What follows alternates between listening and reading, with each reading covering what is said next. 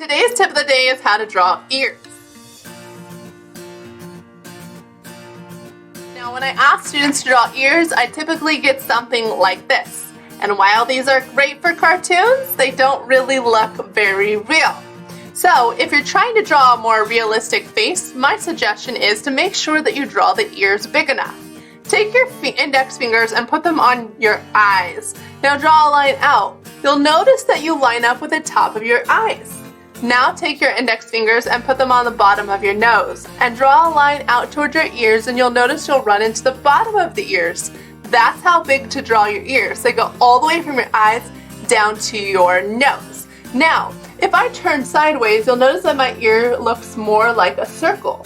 But if I turn towards the front, it's kind of smashed and it's more like an oval. So when you're drawing your ears on a realistic face, be sure to draw them big enough and also flat like an oval. That's today's tip of the day. Be sure to subscribe and follow for more.